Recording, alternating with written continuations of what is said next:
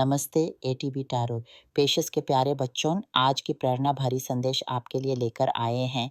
आत्मीय दुनिया से आवाज़ उठ रही है और मैं देखती हूँ कि आप में से कई लोग एक ऐसे फैसले की देहल की सीमा पर खड़े हैं जो बिल्कुल आपके परिवार से जुड़ा हुआ है। परिवार, ये शब्द आपके मन में एक गहराई लेकर आता होगा। कोई आपका बेटा-बेटी या फिर पोता-पोतियन, उनसे जुड़ी कोई ऐसी घटना होने वाली है जहाँ ना आपको एक गंभीर निर्णय लेना होगा। आत्मा की आवाज़ कह रही है, इस पल में दिल की नहीं, बल्कि आपकी अंतरात्मा की सुनिए। वो आवाज़ जो आपके विवेक से उत्पन्न होती है, जो आपको सही और गलत का भेद बताती है।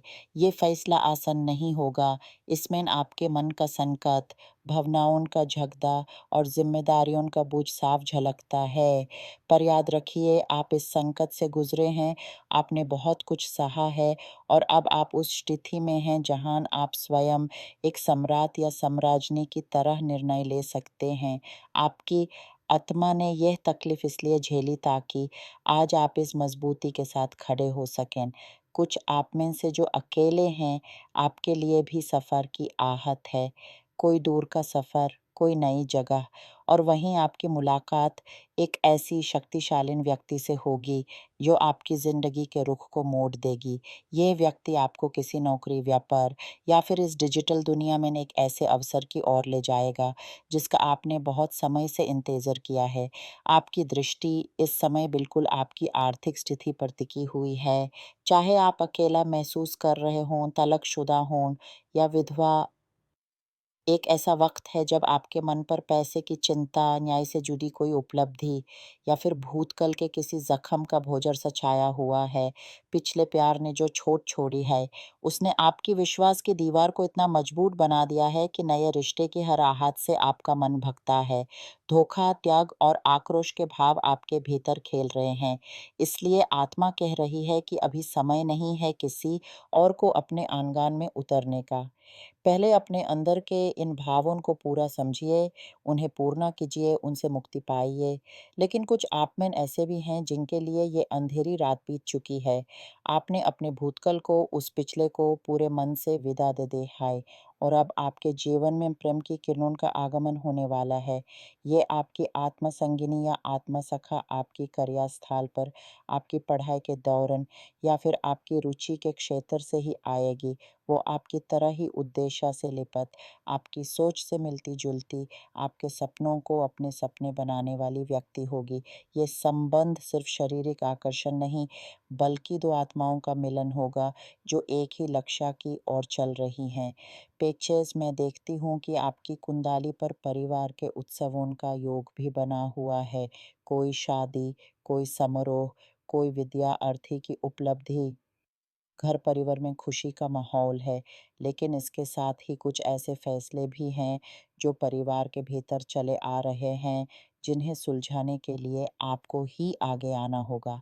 जैसे कोई बेटा या बेटी जो पढ़ाई कमाई में मन नहीं लगा रहा या फिर आपके माता-पिता जो अपने लिए एक नए साथी का चयन कर रहे हैं और आपको वो साथी पसंद नहीं।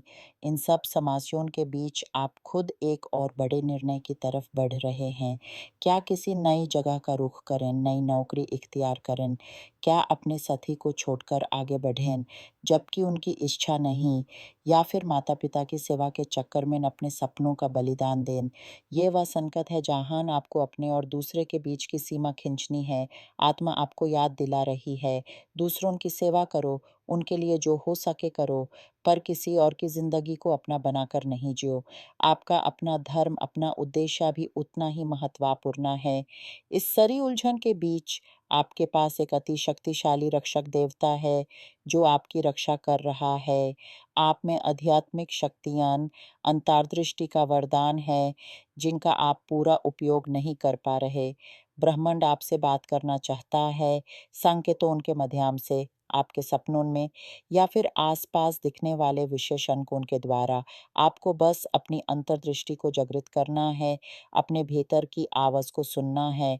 आप में बड़ी बुद्धिमत्ता है, एक ऐसी प्रतिभा जो अब जग रही है, अपना आह्वान सुन रही है। कोई नई शुरुआत, नए दिखाओ की आहट आपको बाकी है। इस महान परिवर्तन के द्वार पर आपको सिर्फ अपने विवेक, अपनी आत्मा की ओर देखते हुए कदम बढ़ाना है।